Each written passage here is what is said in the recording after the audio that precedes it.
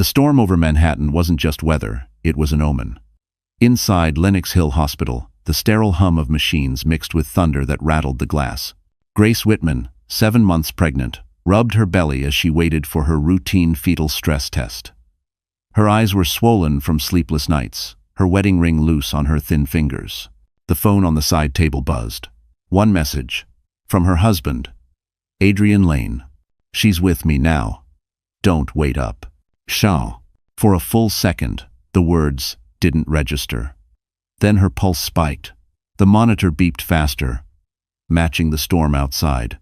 Grace froze, whispering, "No, that can't be right." But before she could dial back, the elevator doors slid open with a metallic sigh. 2 women stepped out.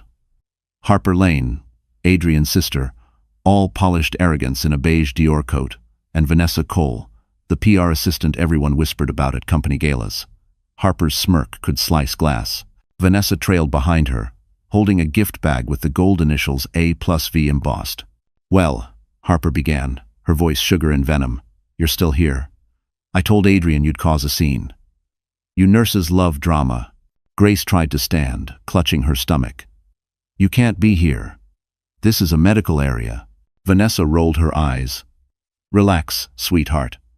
We just came to deliver the message." She pulled out a diamond bracelet from the bag, Grace's own bracelet, and tossed it onto the hospital bed.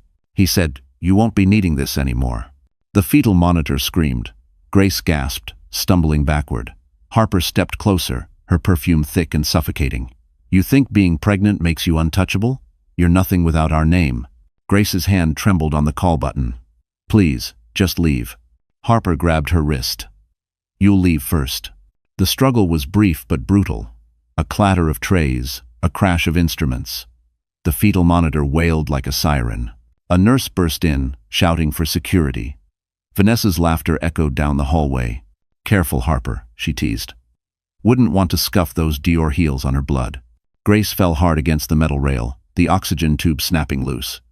Her vision blurred, white lights, red panic, thunder outside shaking everything. The baby wasn't moving. Somewhere distant, a nurse's voice screamed for an OB. Then, a faint sound, a heartbeat. Weak but there. Grace reached for the monitor screen, whispering through tears, "Please, hold on, baby, hold on." Security finally arrived, but Harper was already shoving a thick envelope into the supervisor's hand. "Handle this quietly," she hissed. Vanessa leaned over Grace, her eyes cold and victorious. "You should have known your place." The next lightning flash burned their silhouettes into Grace's memory. Harper's grin, Vanessa's diamonds, her own trembling hands. Outside, the rain turned to hail, hammering the windows. Inside, a single monitor light blinked, steady, defiant, alive. And in that moment, Grace swore the night would not end like this. Because somewhere in Manhattan, 3 men were about to find out what had been done to their sister. Grace woke to a dull ache in her ribs and the cold sting of antiseptic in the air. The rhythmic beep of the heart monitor was steady, but her wrists were restrained against the bed rails. "It's just precaution," the night nurse said, not meeting her eyes. The nurse's badge read H. Miller, but something about her stiff tone made Grace's stomach twist. "Where's my baby?" Grace rasped. "In the NICU. Stable for now. Rest," the nurse replied curtly, adjusting the drip. Grace caught sight of her reflection in the dark window, a pale woman with tangled hair and tear-streaked cheeks.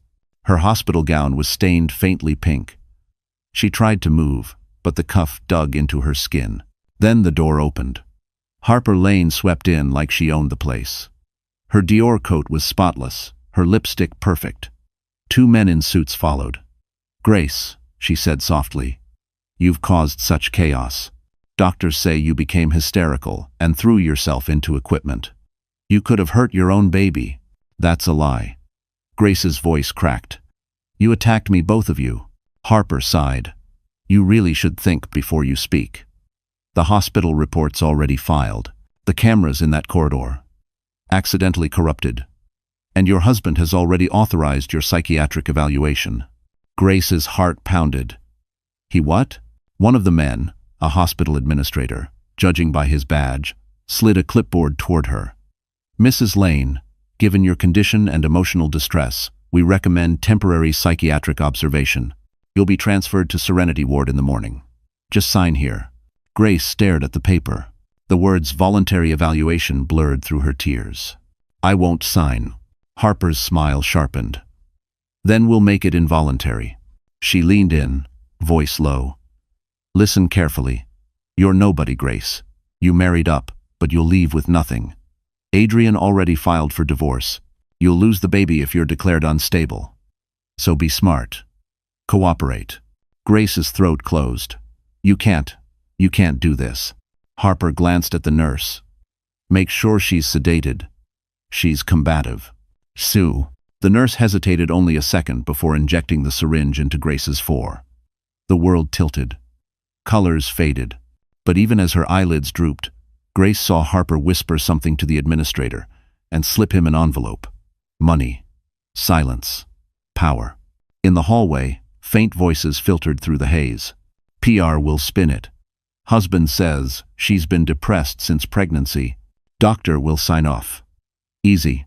Grace's chest heaved. She tried to reach the call button, but her limbs were heavy. Somewhere deep inside, she heard the faint sound of her baby's monitor from the next room. The tiny beeps were uneven, fading. Her lips moved soundlessly. "Hold on, baby. Please." Then a flicker of movement at the doorway. A young face, wide eyes, a trembling lip. The intern from earlier, Lily, stood frozen as Harper swept past her. Lily's gaze locked on Grace, on the restraints, on the IV bag still half full. Their eyes met for a heartbeat before Harper barked, "What are you staring at? Go. Send her." Lily fled down the corridor, but not before whispering under her breath, "I'll fix this." Grace's vision dimmed. Somewhere above, thunder cracked again over the city. When she finally slipped into darkness, she heard Harper's heels click away, followed by the administrator's voice. "Everything's handled, Miss Lane. She'll be transferred before dawn." But Dawn had other plans. Because one text, one shaky video clip, was already leaving that hospital, and it was heading straight to her brother's. The clock on the wall blinked 3:07 a.m. when Grace's eyes snapped open. Her throat was dry, her arm ached where the IV had been. The sedative fog had lifted just enough for panic to set in. The door to her room was slightly ajar. She could hear the low murmur of voices in the hallway. Harper's voice among them, calm, confident, buying her silence one signature at a time. Through the narrow crack, Grace saw Lily, the young intern from earlier, slip back inside. Her ponytail was half undone, her hands shaking. "Mrs. Whitman," she whispered, using Grace's maiden name on purpose. "You have to get up. They're moving you to psych eval before sunrise. Once you're there, you'll disappear. You won't even get to see your baby again." Grace's heart stuttered. "My baby." "Still stable," Lily said quickly. "But they'll take him out of your custody once the report's filed.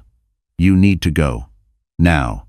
Grace tried to sit up, but the world tilted. Lily helped her remove the IV, wincing at the hiss of air escaping. "I can't walk," Grace whispered. "Yes, you can." Lily grabbed a hospital blanket, wrapped it around her shoulders, and shoved a pair of paper slippers into her hands. "There's a maintenance elevator by the back stairs. I'll distract security." Grace hesitated. "Why are you helping me?" "Because my mom lost everything to people like them," Lily said softly. "And I can't watch it happen again." She pressed a burner phone into Grace's palm. "Number 1 is your brother Mason. Call when you're out." The hallway lights flickered. The storm outside slammed rain against the windows, drowning out the sound of their footsteps. Grace shuffled behind Lily down a corridor that smelled of bleach and betrayal. They passed a nurse's station, empty. Somewhere down the hall, a janitor's radio hummed Sinatra's "That's Life." At the maintenance door, Lily swiped a card key. "Go down to the basement. There's a service exit. Don't stop." Grace squeezed her hand. "You saved me." Lily blinked back tears. "Save yourself now." Grace stepped into the elevator. As the doors slid shut, she caught one last glimpse of Lily walking calmly toward Harper's direction. The brave kind of calm that got people fired. Or worse, when the doors opened again, Grace stepped into the cold hum of the basement. Pipes rattled overhead. The exit sign glowed red like an omen. She stumbled out into the alley behind Lenox Hill just as lightning split the sky. Rain drenched her instantly, plastering her hospital gown to her skin. She dialed the first number on the phone. It rang once. "Mason Whitman." Her voice broke. "Mason, it's Grace. Sue." There was silence. Then the sound of something heavy dropping. Maybe a glass. Maybe his heart. "Where are you?" "The hospital. They're trying to commit me. Please, stay where you are." "I'm coming. Right now." The line went dead. 10 minutes later, headlights cut through the downpour, a black Mercedes Maybach sliding to the curb. Mason stepped out, drenched, his tailored suit clinging to his frame. He didn't speak. He just lifted her into the car like she weighed nothing. "Cole's calling the lawyers. Ethan's tracking the hospital transfer orders," he said quietly, pressing a warm blanket around her. Grace began to sob. "They hurt me, Mason. They hurt the baby." He looked straight ahead, his jaw tight. "Then we hurt them back. Legally, publicly, permanently." As the car pulled onto Park Avenue, Grace looked through the fogged window. The city shimmered, cruel, magnificent, unknowing. And somewhere above, lightning flashed again, carving 3 initials into the storm: MW, CW, EW. Her brothers were coming home. By dawn, the rain had washed Manhattan in silver. The streets were quiet except for the hum of tires on wet asphalt as Mason's Maybach pulled into the private garage of the Ritz-Carlton. Inside a penthouse suite, Grace lay wrapped in clean sheets while a private OB checked her vitals. The doctor whispered, "The baby's strong, Mrs. Whitman. You're lucky someone got you out when they did." Grace nodded faintly, eyes hollow. "He's all I have left." Outside the bedroom, Mason was already on his phone, voice cold, clipped. "Cole, freeze everything tied to Adrian Lane. Every account. Every shell." On speaker, Cole's tone carried the calm of a man who made empires tremble. "Already ahead of you. The idiot left digital fingerprints all over his Cayman setup. But he's smart, he's moved." "Moved where?" Mason asked. "To disappear." Cole replied, "He's gone off-grid." Ethan's voice joined in from another line, the background noise of Wall Street tickers echoing faintly. "I traced a wire transfer from Adrian's holding company to a luxury realtor in the Bahamas. He's running before the scandal breaks." Mason's jaw tightened, not without paying for what he did. When Grace finally emerged from the bedroom, wearing a hotel robe far too big for her, Mason turned down the lights. "You're safe now," he said softly. She sank onto the couch, her fingers tracing the soft leather. "Safe doesn't feel real anymore." Ethan handed her a mug of tea. "Tell us everything, Grace, from the beginning." She hesitated, staring into the steaming cup. "Adrian changed after the pregnancy. Cold. Controlling. He said he was stressed about work. Then Harper started managing our finances. She told me it was temporary. I trusted her." "Toba." Cole scribbled notes on his iPad, each word a bullet in a future courtroom. "He made you sign anything?" Grace nodded. "A few updates to our insurance and property titles." "He said it was for tax reasons." Mason cursed under his breath. "Those weren't updates, those were traps." Ethan opened his laptop. "You're not listed as a beneficiary on his primary policy anymore." Grace's breath hitched. He erased me?" "Not erased," Cole said grimly. "Replaced." He turned the screen toward her. Vanessa's name gleamed on the digital file. Grace stared at it, disbelief giving way to fury. He was planning to start a new life with her. "Until she realizes he never loved her either," Mason muttered. That afternoon, Mason's security head, Dean, arrived with a flash drive. "We pulled security footage from Lenox Hill. Harper bribed an administrator, but someone leaked an unedited copy." Mason inserted the drive. The video played Harper's slap, Vanessa's shove, Grace's fall. The audio was faint but clear enough to catch Harper's hissed words. "You'll leave with nothing." Cole's expression hardened. "This isn't domestic drama anymore. It's assault, coercion, and conspiracy." Ethan added quietly, "And that means leverage." Mason looked at his sister, pale, shaking, but unbroken. "Grace, you have to decide. Do we go public, or do we crush them silently?" She met his gaze. "Both. I want the world to know what they did. and I want them to lose everything they built on my pain." For a moment, the room was silent, except for the hum of rain against the windows. Then Mason stood, straightened his jacket, and said, "Then we start tonight." Down in the hotel lobby, a suited courier waited with an envelope marked emergency injunction. Cole had already drafted it. Ethan watched stock tickers flash red as Lane Holdings began to tumble. Somewhere across the city, in a dark penthouse, Adrian Lane poured himself a drink and stared at his muted phone. He didn't yet know it, but every secret he'd buried was already being unearthed. And his wife, the woman he thought too fragile to fight back, had just declared war. At 8:43 a.m., a phone buzzed in the social media department of Manhattan Confidential, a popular gossip page with nearly 10 million followers. The message read, "Tip video from Lenox Hill. Pregnant nurse attacked by socialite and her lover. Don't mention names yet." Attached was the clip Lily had uploaded at dawn. 22 blurry seconds of chaos, shouting, and a woman in a hospital gown falling against metal rails. By noon, the post had 500,000 views. By 3 p.m., every phone in Manhattan was buzzing. At the Ritz-Carlton suite, Mason watched the screen with quiet fury. "They released it," he muttered. "Without context, without facts." Grace stared at the video, her face pale. "They'll think I'm crazy. They'll say I provoked them." Cole paced beside the window overlooking Central Park. "Not if we frame it right. We control the narrative now." Mason turned to their PR strategist, Olivia Marks, a former journalist turned crisis fixer. She wore glasses, a calm smile, and the energy of someone who'd seen careers die online. "We can't name them yet," Olivia said, tapping her MacBook. "But we can start a conversation." "Man Stan." "What kind of conversation?" Grace asked. Olivia typed fast, her voice steady. "Mothers deserve protection. Medical workers deserve safety. Compassion first, details later. If we post that from a verified foundation account, the public will rally to empathy, not gossip."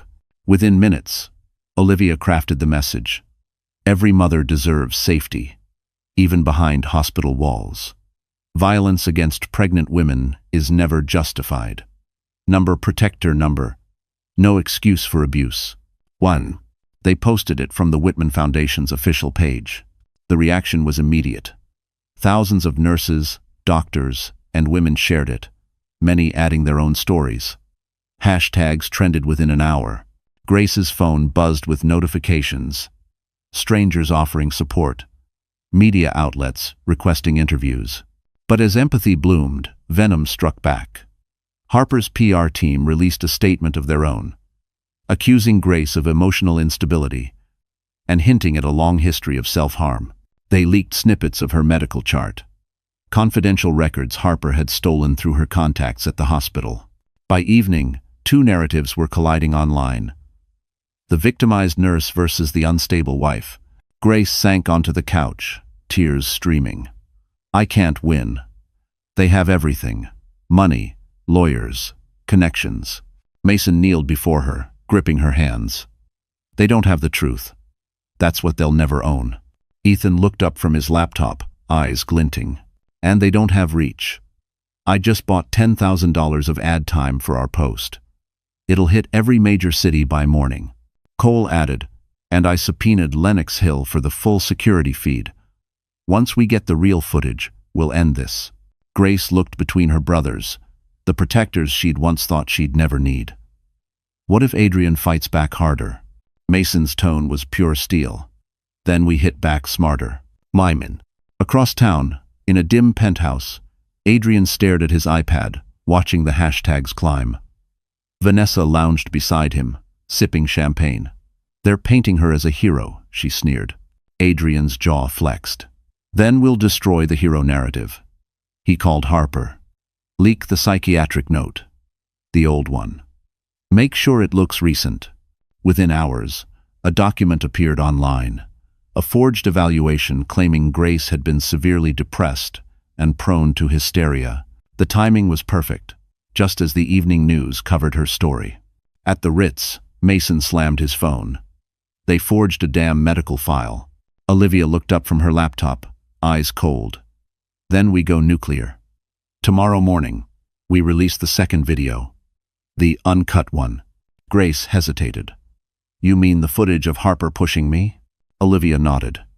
Exactly that. Cole's lips curved into a grim smile. Let them drown in their own lies. Drew. As the rain returned over Manhattan, the city's skyline glittered like a battlefield. And for the first time, the war wasn't just personal. It was public. By midnight, Number Justice for Grace had reached 1 million mentions. And the world had chosen its side. By sunrise, the story had gone global. Cable news anchors debated the mystery of the Manhattan hospital attack. Tabloids flashed screenshots of Grace crying on the hospital floor, and Twitter burned with rumors. Half the city saw her as a survivor. The other half whispered she was mentally unstable.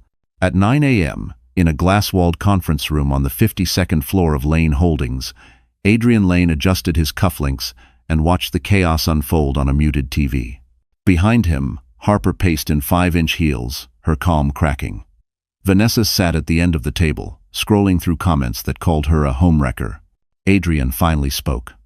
We're losing control of the story. Farzind? Harper snapped. Your wife turned into a media saint overnight. You should have handled her before this went public. She's not my wife anymore, Adrian said coldly, pouring coffee from a Tiffany blue pot. And I'll handle it now. Vanessa leaned forward, voice trembling but sly. Then let me speak publicly. I'll tell them she attacked me first. We'll release photos of my bruises fake, of course, but no one will know. Harper smirked. Good idea. Sympathy sells. Win. Adrian stared out the window toward Central Park. No. We need precision, not drama. We'll countersue. Defamation, emotional distress, medical endangerment, the works. The company's general counsel cleared his throat. Sir, there's a complication.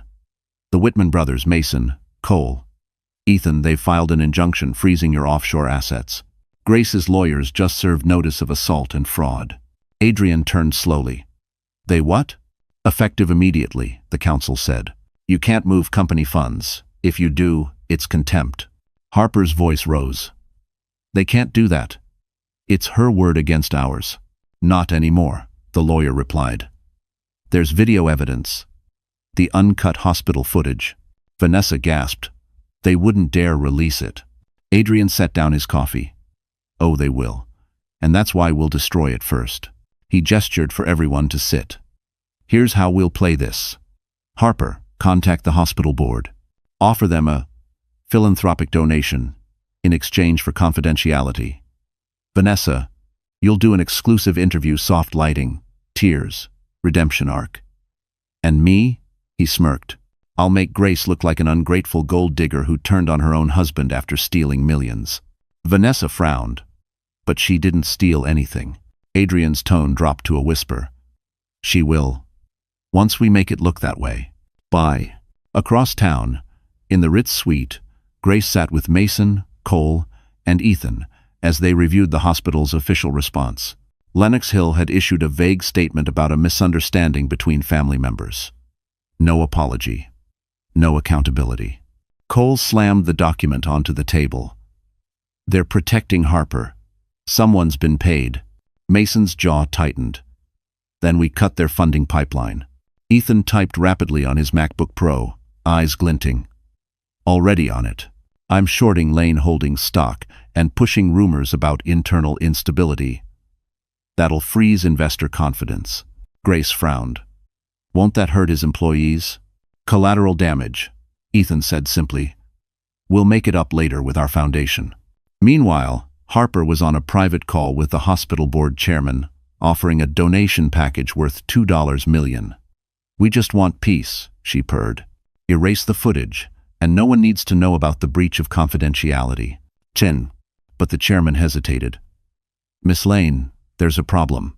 Someone already made a backup of the footage. It's on a private cloud. Password protected under an anonymous whistleblower tag. Harper froze. Who? He sighed. We don't know. But it's been accessed twice. Last IP pinged from the Upper East Side. The line went dead. Back at the Ritz, Mason's phone buzzed with a message from an unknown number. A single line appeared. They're trying to bury the truth. I won't let them. Ver. Grace's breath caught. Lily. Mason looked at her. Then we have an ally inside. Cole leaned back, smiling for the first time in days. Good. Let's make sure the world hears her. Across the skyline, storm clouds gathered again. Not from weather, but from power. Because this wasn't just a scandal anymore. It was war. 3 days after the viral explosion, Grace's name was on every screen from Times Square billboards to late-night talk shows. Some called her brave. Others called her delusional. Mason's team kept her off the internet completely. No interviews, no statements, just silence. But silence has a cost. On the 4th morning, a delivery arrived at the Ritz-Carlton, a white Tiffany box, no return address. Inside lay a single pearl earring and a note. We both lost something. Maybe it's time we talk. We. Vanessa Cole. Cole immediately frowned. It's bait. Don't answer. But Grace's fingers trembled as she turned the note over. She knows something. Harper and Adrian used her. I saw it in her face that night. Mason's tone was firm. You're not meeting her. That woman set you up. Grace looked up, eyes tired but resolute. Then let me set her up back. Ethan grinned. Now you sound like a Whitman. That evening, dressed in plain jeans and a hoodie, Grace slipped into a small cafe in Soho called the Copper Mug.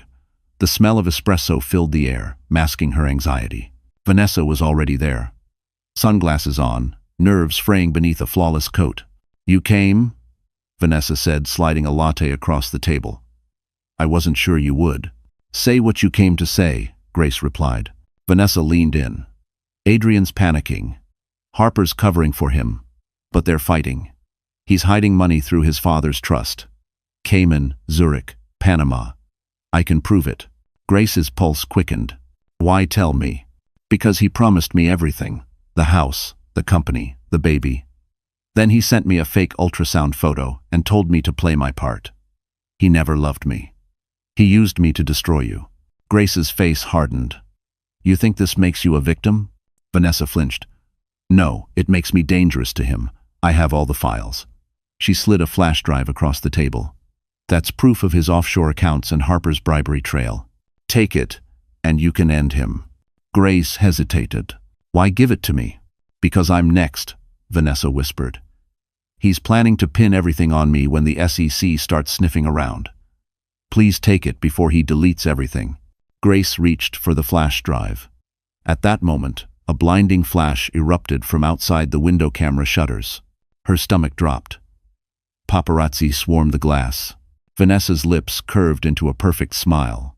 Smile for the truth, sweetheart. Grace froze. What did you do? Vanessa stood, tossing her sunglasses onto her hair. Adrian said I could clear my name if I gave them something better. You, meeting me, exchanging evidence looks like collusion. Grace's voice trembled. You set me up again. Vanessa leaned close. Don't hate the player, darling. Hate the game. Security burst through the door. Cameras flashing as Grace stumbled to her feet. The headlines were written before she even left the cafe. Grace Whitman secretly meets lover who exposed her husband. Alliance or betrayal. By the time she returned to the Ritz, Mason was pacing like a caged lion. You went alone? Grace dropped the flash drive onto the table. She gave me this before she betrayed me. Ethan plugged it into his laptop cautiously. Lines of encrypted files filled the screen. It's real, he murmured. Bank records, shell companies, even Harper's offshore payments. Cole exhaled. She tried to destroy you and handed us the weapon that'll destroy them. Grace slumped into a chair, tears welling. Then use it. Mason nodded. We will. But next time, Grace, don't go into the fire alone. Grace met his eyes, voice steady. I already was alone. Now I'm done being scared. Outside, the cafe photo hit every news outlet. Public opinion flipped again. Confusion, betrayal, chaos. But hidden inside that flash drive was the match that would ignite Adrian's empire from within. And this time, it wouldn't be edited. The next 48 hours were a nightmare carved in daylight. By morning, every major outlet in the country had plastered photos of Grace meeting Vanessa at the Copper Mug. Headlines screamed, "Pregnant wife secretly colludes with Mistress." The hidden agenda of Grace Whitman. Talk shows debated whether the billionaire brothers were funding a smear campaign. Grace sat frozen on the couch at the Ritz, baby Liam asleep in a bassinet beside her. The TV blared a commentator saying, "It's hard to tell who's innocent anymore." Cole muted the screen. They flipped the story. Again, Olivia, their PR strategist, tapped frantically at her laptop. The footage of your hospital assault is now being called rehearsed. They're pushing a conspiracy theory that you staged everything for sympathy. Mason's fist hit the table. Enough. We dropped the uncut footage today. Grace shook her head weakly. No. Not yet. If we go public now, they'll spin it again. I can't fight another war today. Ethan entered, phone to his ear. Bad news, he said grimly. Adrian's legal team just filed for emergency custody of Liam. They're claiming you're unfit due to mental instability and media obsession. The judge hears it in 2 days. Grace's breath hitched. They want to take my baby? Not want. Mason growled, plan. Cole's eyes darkened. We'll stop them, but it'll get ugly. They'll drag everything out, your medical history, your stress, even your miscarriage scare. Grace pressed her palms against her temples, shaking. I can't breathe. They're turning my life into headlines. My baby's a prop to them. Mason crouched in front of her. Listen to me. They thrive on chaos. We control what we can. Rest, eat, breathe. We'll handle the rest. That night, Grace couldn't sleep. She stood by the window overlooking Manhattan, watching lightning fork across the skyline. In her reflection, she looked like a ghost of herself, thin, pale, eyes too old for 29. Her phone buzzed with a hidden caller ID. Against her better judgment, she answered. Grace, Adrian's voice. Cold, steady, almost gentle. You've made quite a mess. Her spine stiffened. You did this. I warned you not to fight me. But you never learn. His voice lowered. Sign the custody agreement, quietly. You'll still get a settlement. Keep your brothers out of it, and I'll stop the smear campaign. Grace's hand trembled. You're threatening me. I'm offering you mercy, he replied. Take it, or watch everything burn, including your family's reputation. The line went dead. Grace stood motionless for a long time before whispering, let it burn. So, the next morning, she woke to chaos. A court notice had been delivered overnight. Emergency psychiatric evaluation required before custody hearing. Harper had filed it through an insider at the hospital. Without it, Grace couldn't attend the hearing, meaning Adrian would win by default. Mason stormed into the suite, waving the document. They're forcing a psych exam tomorrow morning. If you refuse, it's contempt. Olivia exhaled sharply. This is professional assassination. Once she's declared unstable, everything collapses: custody, credibility, public sympathy. Grace stared at the papers. Then we show them what unstable looks like. Cole frowned. Grace. She stood, voice low but steel-edged. They want to push me into a breakdown? Fine. I'll give them one they can't contain. But afterward, I'll rise, and they'll never see it coming. That night, she walked into Lenox Hill Hospital again, this time flanked by her brothers and a private camera crew. Nurses whispered as she passed. Harper's influence was fading. Whispers replaced obedience. When she reached the psych ward, she smiled faintly at the irony. Last time I was here, they wanted to bury me, she murmured. Mason looked at her and said, Then let's make them choke on the dirt they threw.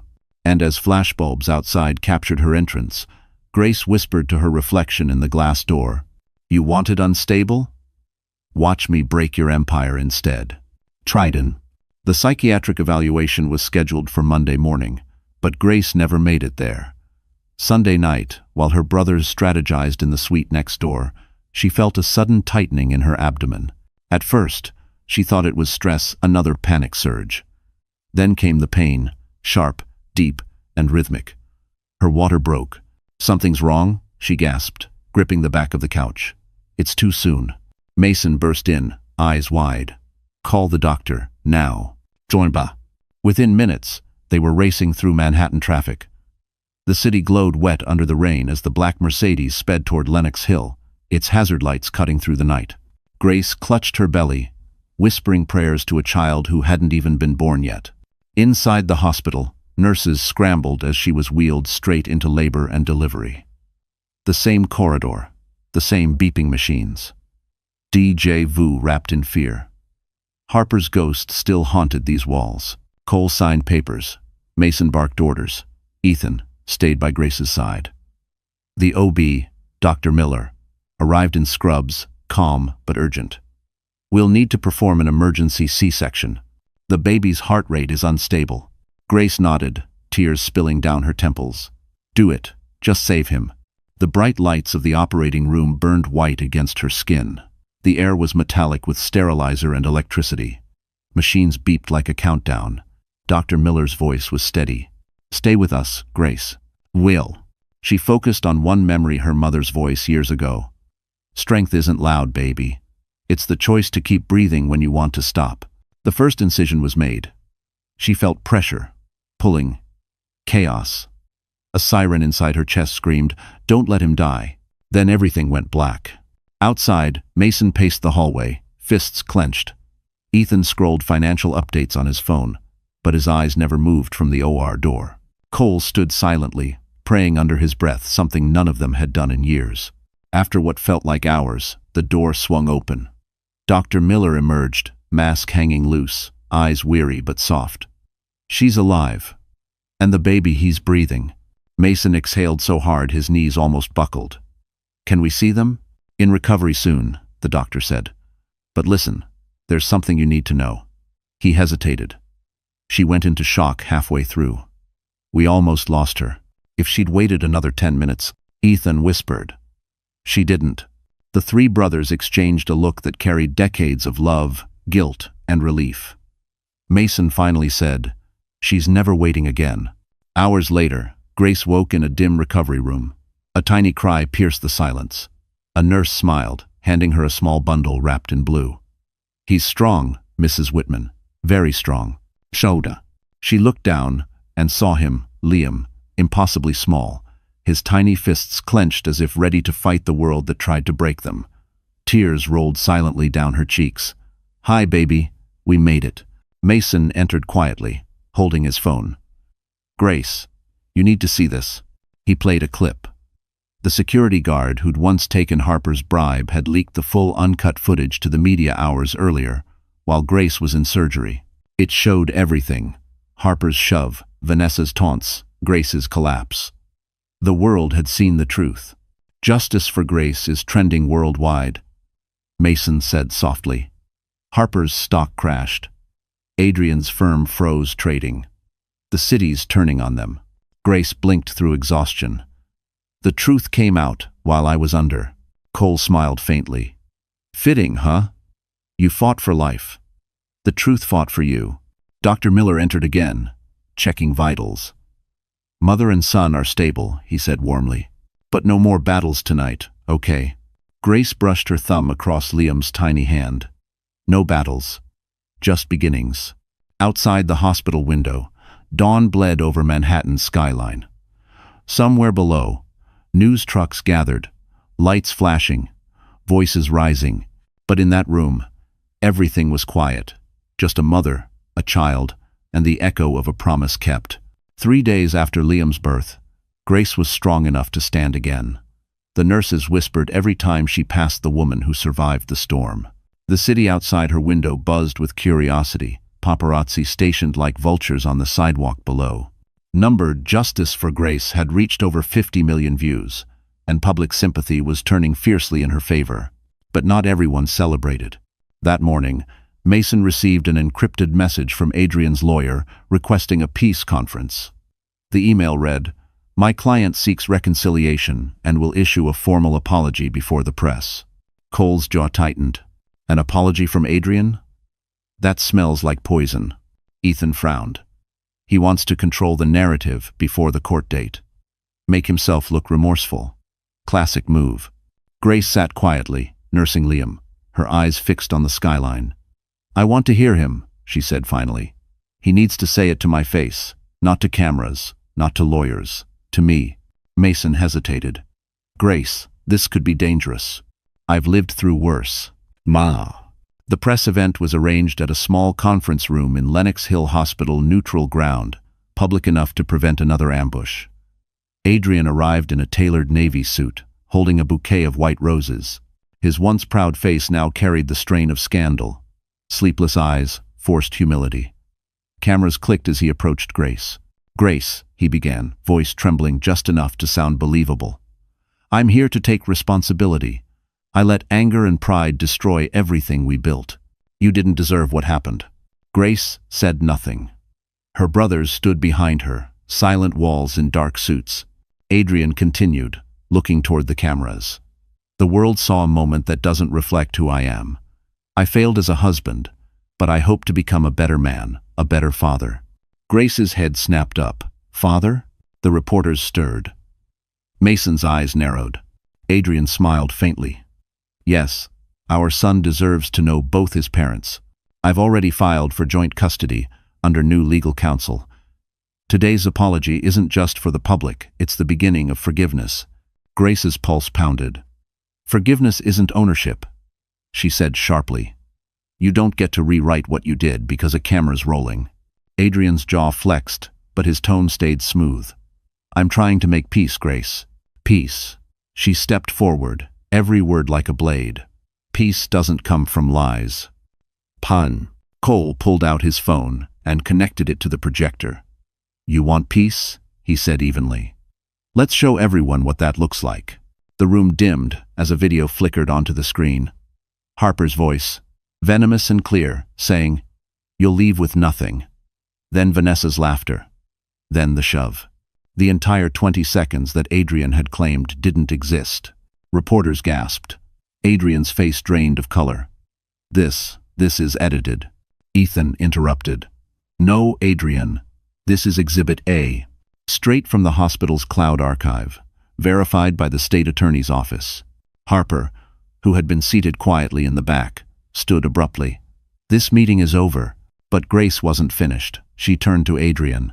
"You came here to save your image, but you just buried it." A reporter shouted, "Mrs. Whitman, do you accept his apology?" Grace looked into the cameras. "I don't accept apologies meant for headlines. I accept accountability." So. Security escorted Harper and Adrian out amid chaos. Reporters shouted questions. Flashes exploded. Grace didn't flinch. As the doors closed, Mason leaned toward her. "You just ended him." Grace whispered, "No, I just ended the lie." Outside, the apology video spread online faster than Adrian could react. Viewers replayed his collapse beside the damning footage. Sponsors withdrew within hours. Lane Holdings stock plummeted another 22%. Back in her hospital room, Grace cradled Liam, watching the rain streak the window. The world finally believed her, but victory didn't feel sweet. It felt quiet, heavy, and real. She kissed her baby's forehead. "We don't need his apology," she murmured. "We have the truth." And for the first time, truth was louder than power. 2 days after Adrian's public humiliation, Manhattan woke to breaking news. Federal auditors had raided Lane Holdings. The screen on every CAF TV flickered with flashing headlines. Financial fraud allegations surface against Adrian Lane's company. The footage from the hospital had sparked more than sympathy. It had triggered a full investigation. Mason watched the broadcast from the Ritz suite, coffee untouched. "They're done," he said flatly. Cole scanned through documents on his iPad. "Not quite. Harper's still controlling the family accounts. She's moving money through campaign donations and charity shells." Grace sat nearby, rocking Liam gently. "She'll never stop until someone stops her." Ethan looked up. "Then let's make sure she trips on her own lies." Meanwhile, across town, Harper Lane's penthouse in Tribeca was in chaos. Assistants packed boxes. Phones rang without pause. Harper, once the image of composure, stood at her glass desk, mascara smudged, laptop glowing with numbers that no longer added up. "Move the money," she hissed to her accountant over speakerphone. "All of it. Before the IRS freezes my accounts." "Mom, the freeze is already in effect," he stammered. "Your Cayman account was flagged at 3 a.m. We can't move a cent." Harper's breath hitched. "Who authorized that?" He hesitated. "A federal subpoena, backed by evidence from Cole Whitman." She slammed the laptop shut, glass shattering on the floor. That bastard. Don't. In the next room, Vanessa sat curled on the couch, scrolling through her phone. Her glossy facade was gone, her eyes red from crying. It's over, Harper. They're hunting us both. Harper spun on her. You started this with your fake pregnancy stunt. Vanessa shot back, voice trembling. You told me to. You said it'd make the press pity Adrian. Harper's laugh was sharp and bitter. And you actually believed I'd share his world with you. Vanessa Rose, face palais. I'm not going down for your family's crimes. What are you talking about? I recorded everything. Harper froze. Vanessa pulled a small voice recorder from her bag, her hands shaking. Every call, every order, every time you told Adrian to silence Grace. The feds will pay for proof. Maybe they'll even protect me. Harper's expression cracked into something wild. You think you can betray me and walk out? Vanessa backed away, fumbling for her purse. I'm done being your weapon, Harper. 1.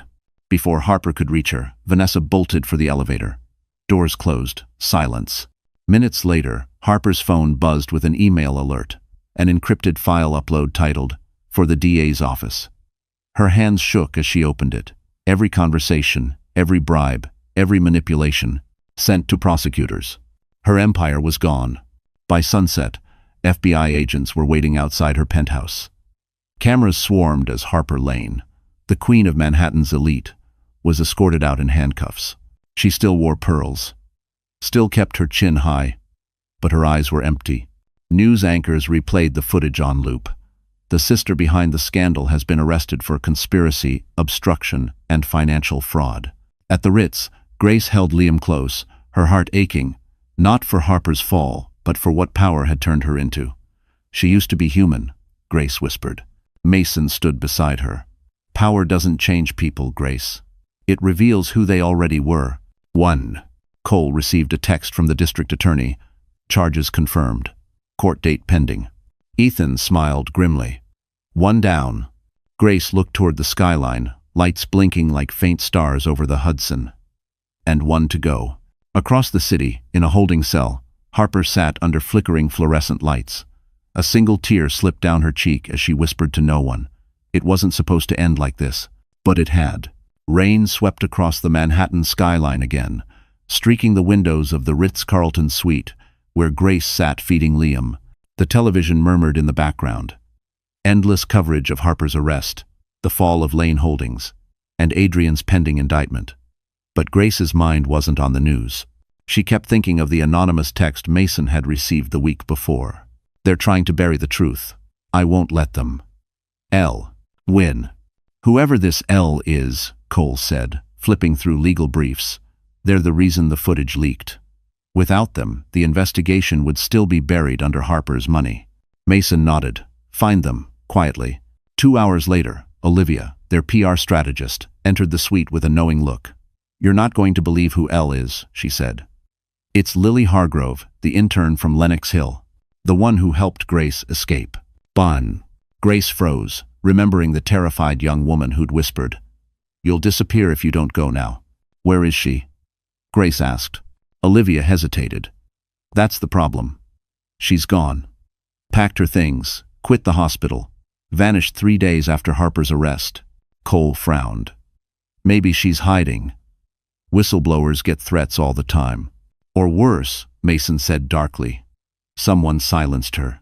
That night, Grace couldn't sleep. She scrolled through her phone, rereading old texts from the hospital, most deleted, some fragments left. Then she found one unsent message draft from Lily's old number. Just 3 words. Check the folder. Grace's pulse quickened. She searched her email. Then her old cloud drive. Hidden in a locked archive was a folder titled Serenity Ward, the very ward Harper had tried to transfer her into. Inside were scanned files, audio logs, schedules, payment receipts. One recording caught her breath. Harper's voice, calm and chilling. Transfer her under Psych Code 401. Once she's in Serenity, she won't see daylight again. Cole, Mason, and Ethan gathered around her screen, silent as the recording played. She kept evidence of everything, Cole murmured. She was building a case. Ethan's jaw tightened, and someone realized it. They decided to track the IP address that last accessed the folder.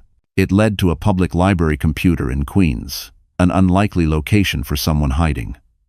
But when Mason's security team arrived, they found a small envelope taped under the desk.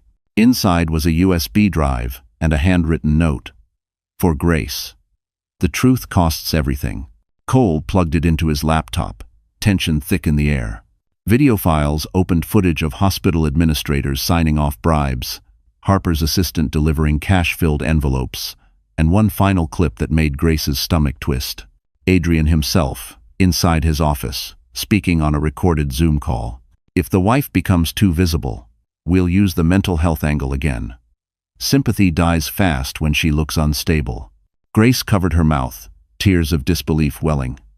He planned it. From the start. Mason exhaled slowly. That file alone will end him. Olivia called moments later, voice breathless. I just got word. The DA's office received the same drive anonymously this morning. They're reopening the assault case with criminal charges. Against Adrian? Grace asked. And the hospital board, Olivia confirmed. This changes everything. Grace stood by the window, watching lightning split over the East River. Somewhere out there, Lily was hiding, or gone. But she'd given Grace something more valuable than safety. She'd given her proof. Grace whispered to the night. I'll finish what you started, Lily. Cole nodded. We'll make her name known. She'll never be another silenced woman. In the distance, sirens wailed. Not of fear this time, but of justice on its way. And in that moment, Grace realized something profound. She wasn't fighting for herself anymore. She was fighting for every woman who'd been told to stay quiet. The courthouse on Center Street looked like something out of a war movie that morning. Cameras flashing, reporters shouting, barricades lined with fans holding signs, reading number, Stand with Grace, and number, Mothers Deserve Justice. Inside, the marble halls echoed with tension. For the first time, Grace Whitman was not a nurse, not a victim, not a wife. She was the woman who would take down Adrian Lane. Cole straightened his tie beside her. Remember, he murmured, truth doesn't need volume, just clarity. Grace nodded, her heart pounding in rhythm with the baby's soft coos from the back room, where a trusted nurse cared for Liam. Mason and Ethan sat at her sides like sentinels in suits, faces hard, eyes locked forward. Across the aisle, Adrian entered with his new legal team, 3 men in $1,000 suits, and the arrogance to match. He looked thinner, paler, but still composed. He gave Grace a practiced, remorseful smile that almost fooled the cameras. Almost. Judge Brennan, a woman known for her zero-tolerance courtroom, took the bench. We are here for the matter of Grace Whitman versus Adrian Lane. Civil and criminal assault combined with obstruction and financial fraud. Her gavel struck once. Proceed. Cole rose first, his voice steady as stone. Your Honor, this case is not about wealth. It's about control. A man who believed he could erase a woman's reality because he owned the walls around her. So, he played the first clip, Harper's recorded voice. Transfer her under Psych Code 401. Murmurs rippled through the courtroom. Then came the second, Adrian's own voice from Lily's drive. If the wife becomes too visible, we'll use the mental health angle again. Grace's hands shook as she watched him on the screen, her husband, calm, calculating, planning her downfall like a business strategy. Adrian's lawyer objected, illegally obtained evidence. Judge Brennan raised an eyebrow. Overruled. The whistleblower provided this through the DA's office. It's admissible, Cole continued. The defense will claim this was a marriage dispute. But no marriage gives a man the right to weaponize the mental health system, to bribe a hospital, to endanger an unborn child. He paused, letting the silence breathe. Grace Whitman didn't just survive. She exposed an entire network of corruption. And we will prove it. When it was Adrian's turn, his lawyer put on a show. Mr. Lane regrets his actions deeply. He was under extreme stress, manipulated by his sister and an employee. Employee? Grace muttered, half rising. Mason's hand steadied her shoulder. Adrian stood to speak, his voice dripping with false humility. Grace, I loved you. I lost control. But this spectacle, this isn't justice. It's revenge. Cole shot back. Then let's ask the evidence about revenge. He displayed bank transfers showing bribes to hospital staff, payments to Harper, offshore accounts tied to shell companies. The gallery gasped. Grace finally rose, calm but fierce. You talk about love, Adrian. Love doesn't come with hospital handcuffs or forged psych papers. Love doesn't shove a pregnant woman into a wall. Adrian snapped, losing his composure. You ruined me. You and your brothers. Judge Brennan's gavel slammed. Order. But it was too late. His outburst had shown everything. The verdict came hours later, but the city already knew. The jury deliberated for only 39 minutes. Guilty on all counts: assault, obstruction, and conspiracy to commit fraud. Adrian froze. Cameras flashed like lightning. Grace exhaled, tears slipping silently down her cheeks. Mason wrapped an arm around her as Cole shook the prosecutor's hand. Ethan whispered, "It's over." But Grace shook her head softly. Not over. Finally right. 10. As Adrian was led away in handcuffs, she turned once, not out of pity, but closure. He looked at her with the same arrogance that once controlled her life. Now it was powerless. Outside, when the reporters shouted, "Grace, what's next for you?" she smiled faintly. Living. The crowd erupted in applause. For the first time in years, Grace stepped into sunlight not as someone broken, but as someone free. The morning after the verdict, the sun rose gold over Manhattan, serene, almost mocking. The city had already moved on to the next headline, but inside the Whitman offices on Park Avenue, a quiet storm brewed. Mason stood by the window, staring down at the streets below, coffee untouched. "It's time," he said softly. Ethan looked up from his laptop. "You're sure you want to liquidate everything tied to Adrian's name?" "Yes," Mason replied. "Every asset, every holding, every company he used to hide money. I want his empire reduced to dust." Cole, flipping through a stack of documents, nodded. "We've got court approval to seize and auction all luxury assets tied to Lane Holdings and Harper's Shell corporations. The DA wants proceeds directed to victim compensation funds." Grace entered quietly, holding baby Liam. She looked fragile, but there was a new steadiness in her eyes. "If it's about revenge, don't bother," she said. "If it's about rebuilding something better, then do it." Mason turned to her. "It's about closure." By noon, the first auction began at Sotheby's, Harper's jewelry, Adrian's art collection, his Montauk estate, even the Fifth Avenue penthouse where Grace once dreamed of family dinners. The air smelled of polished marble and quiet judgment. Wealthy buyers whispered bids while journalists scribbled notes. Grace didn't attend. She watched from the suite with Liam in her arms, the TV broadcasting live coverage. On screen, a reporter announced, "All proceeds from today's auctions will fund the Liam Grant for Maternal Safety, a foundation named after Grace Whitman's newborn son." Her throat tightened. "You named it after him," she whispered. Cole smiled faintly. "Ethan's idea. You gave birth to the truth, Grace. It's only right the next generation benefits from it." Meanwhile, the auctioneer raised the hammer. Next item, Lot 56, a 1,920 Patek Philippe pocket watch, engraved, "To my future." It had been Adrian's wedding gift to her. The crowd murmured. Mason, seated anonymously in the back, raised his paddle. The auctioneer smiled. "Sold for $1. He didn't keep it." He placed the watch on the courthouse steps later that evening, wrapped in white ribbon, with a handwritten note. Past returned, future reclaimed. As more headlines rolled out, Grace's foundation website went live. Donations poured in from around the world: nurses, mothers, survivors, even strangers who saw themselves in her story. Within 24 hours, the fund had raised $8.3 million. Across the river in Brooklyn, Adrian watched the coverage from his holding cell, face pale under flickering fluorescent light. Every tick of the clock echoed like punishment. His lawyer whispered, "They're dismantling everything you built." Adrian's voice cracked. "Everything I built?" He looked at the wall, at the man in the reflection, empty, powerless. "No, everything she survived." At the Ritz, Grace sat surrounded by flowers sent by supporters. "They keep calling me brave," she murmured. But I was terrified every second. Mason answered, "Courage isn't the absence of fear, Grace. It's moving through it." Later that evening, Olivia entered with papers. The final asset transfer's complete.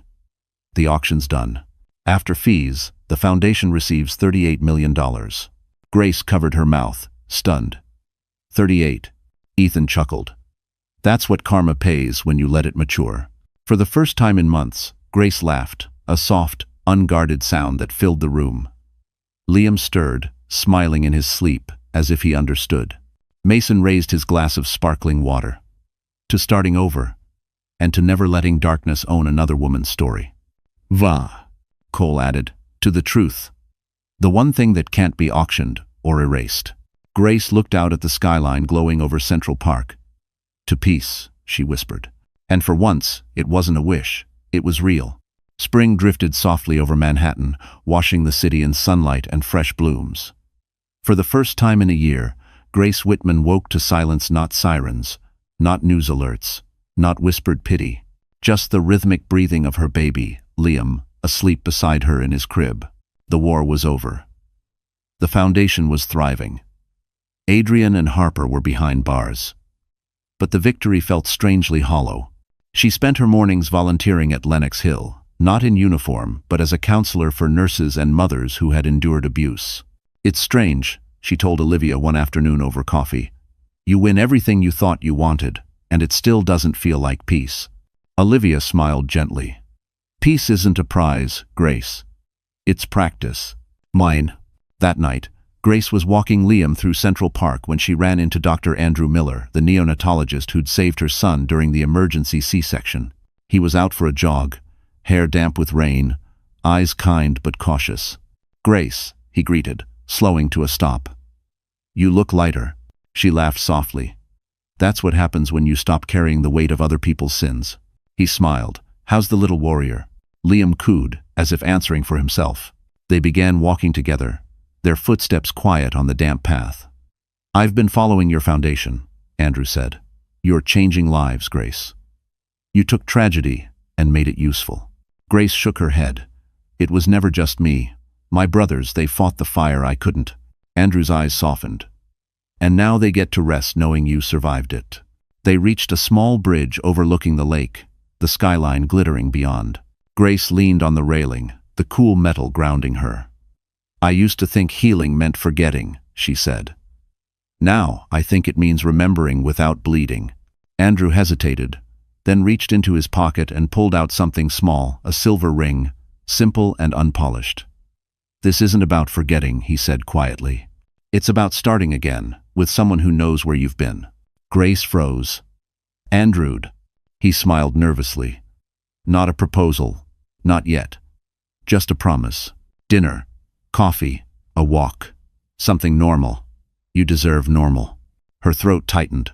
I don't even know if I remember what normal feels like. Then let me remind you. They laughed softly, the moment breaking open like sunrise. Grace took the ring, turned it between her fingers. It wasn't extravagant. No diamonds, no Cartier box, just warmth. That evening, she returned to the suite, where Mason was reviewing foundation plans. He asked me out, she said, still holding the ring. Mason looked up, pretending to frown. The doctor? Dr. Miller. He set down his pen, smiling for real this time. About damn time someone saw you for more than your scars. Ethan called from across the room. If he breaks her heart, we bankrupt his hospital. Grace laughed, rolling her eyes. Can't I have one normal man without a hostile takeover attached? Cole raised a glass of sparkling water. You? Never. But maybe this one won't need defending. Pie? Later that night, Grace stood by Liam's crib, watching him dream. She slipped Andrew's simple silver ring onto her finger, not as a claim, but as a reminder. Love didn't have to hurt. It could whisper instead of roar. Outside, the city lights shimmered off the Hudson, reflecting the quiet rebirth of a woman who had once been buried under headlines. Grace whispered to her son, maybe healing doesn't end with justice. Maybe it begins with kindness. The baby stirred, smiling in his sleep. And for the first time, Grace believed her own words. It was a gray Tuesday morning when Harper Lane's sentencing filled every news channel in New York. Courtroom sketches, splashed across the screen, showed her in a beige prison jumpsuit, instead of the tailored Dior she'd once used as armor. Grace sat in her townhouse living room, Liam on her lap, watching in silence, as the woman who'd tried to destroy her faced the judgment she could no longer buy her way out of.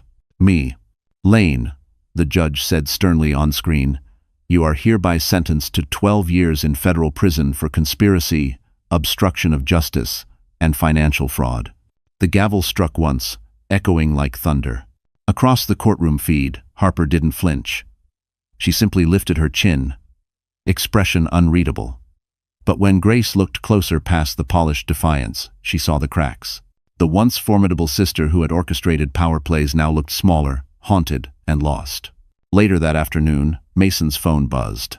He looked at Grace. "She wants to see you." Grace hesitated. "In prison?" Cole nodded.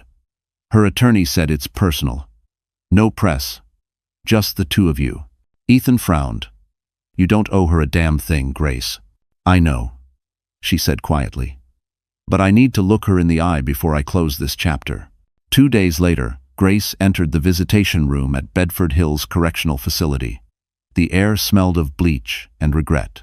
Harper sat at a metal table, her wrists resting lightly on the surface, no makeup, hair pulled back in a low bun. For a long moment, they just stared at each other. "Grace," Harper began, her voice softer than Grace had ever heard it. "You look stronger." Grace sat opposite her. "And you look real."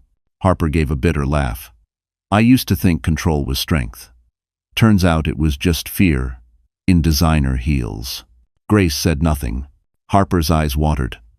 "I envied you. You know, you had what money couldn't buy, people who actually loved you. Mason, Cole, Ethan, even Adrian loved you once. And I." Her voice cracked. "I just wanted to matter." Grace's chest tightened. "You mattered, Harper. You just mistook power for worth." Harper's eyes darted up, glossy with unshed tears. "You hate me?" Grace took a slow breath. "I did. For a long time. But hate's heavy. I'm done carrying things that don't belong to me." Harper swallowed hard. "I'm sorry, Grace. For everything. For that night at the hospital. For letting him hurt you. For making you doubt yourself." Grace nodded, her throat burning. "Then say it out loud. Not to me, but to yourself. Because forgiveness isn't mine to give. It's yours to earn."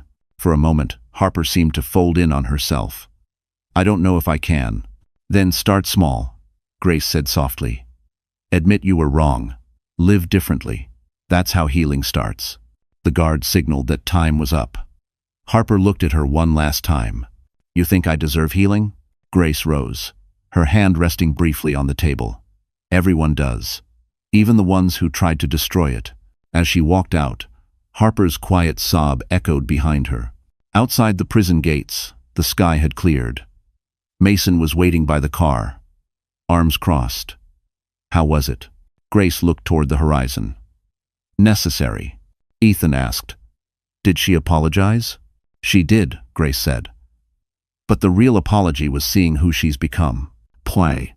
That night, after putting Liam to bed, Grace wrote in her journal, the same one she'd started during her hospital stay. "Forgiveness doesn't free the guilty, it frees the survivor." And with that sentence, she finally closed the notebook. The next morning, when she looked in the mirror, her reflection didn't carry pain anymore. It carried peace. The city had finally begun to heal from the storm Grace's story had unleashed. Her foundation flourished, the hospital reformed its ethics board, and every media outlet praised the Whitman family for their integrity. But peace never lasted long where Adrian Lane was involved. It began with a letter. A crisp white envelope arrived at the Liam Grant Foundation headquarters, addressed in Adrian's unmistakable handwriting. "To my wife, the truth you refuse to hear." Grace froze when she saw it. The scent of his cologne still clung faintly to the paper, sharp and suffocating. Mason's expression darkened as he took it from her. "We'll have it screened." Cole nodded. "Could be psychological manipulation. Could be legal bait." But Grace shook her head. "No. He wants me to read it. And I will." That night, when Liam had fallen asleep, she sat at her kitchen table under the soft glow of a single lamp and opened the letter. The words slashed across the page in his familiar, arrogant handwriting. You think you've won. You think the world loves you now. But I made you. Without me, you'd still be nobody, a nurse from Queens playing at being a Whitman. She kept reading, pulse steady. The courts took my freedom. Your brothers took my empire. But they'll never take the one thing I built that still matters, the truth. You think you know everything. But there are files your precious coal never found. When they surface, people will see who you really are. At the bottom, a line that chilled her. When I go down, I'm taking you with me. Grace folded the letter calmly, though her hands trembled. He's bluffing, Mason said when she showed him the next morning. Ethan disagreed. He's cornered. Cornered men bite hardest. 2 days later, his threat took shape. A video surfaced on social media. A shaky, dimly lit confession Adrian had recorded before his imprisonment. He claimed Grace had staged her assault to steal his assets, manipulated her brothers, and destroyed his company out of greed. Within hours, hashtags began trending again. Number Grace the manipulator and number false victim. Cole's jaw tightened. He's trying to rewrite history. Olivia rushed in, phone in hand. The video's getting millions of views. News outlets are biting. We need to respond. Mason growled. No statements. We wait. Let him hang himself with his own lies. 1. But then came the real shock. That night, Adrian attempted suicide in prison. A failed overdose that left him alive but paralyzed from the waist down. The media erupted again, painting him as the tragic fallen CEO. Sympathy for him began to creep into the same headlines that once praised Grace. Grace watched from her living room, fury tightening her chest. He's turning himself into a victim. Cole looked at her gravely. We could release the unedited hospital files, the full medical reports, the voice recordings. Grace shook her head. No, that would make me him. We win by being who we are, not who he was. Still, something in her eyes hardened. The next morning, she requested permission to visit the prison infirmary. Mason protested. Grace, he's dangerous even now. I know, she said softly. That's why I need to see him. In a cold, sterile room, Adrian Lane lay strapped to a hospital bed, face pale, eyes full of venom. When Grace entered, he smirked faintly. Come to gloat? She looked down at him, the man who'd once made her believe she was nothing. No, she said. I came to tell you something you'll never understand. What's that? She leaned close. You don't get to win by dying, you get to lose by living. His smirk faded. Grace turned to the attending guard. Remove his DNR order. He doesn't get an easy way out. He gets to face everything he built, day after day. Levin prowled. As she walked out, the guards exchanged looks of quiet respect. Outside, the morning sun broke through heavy clouds.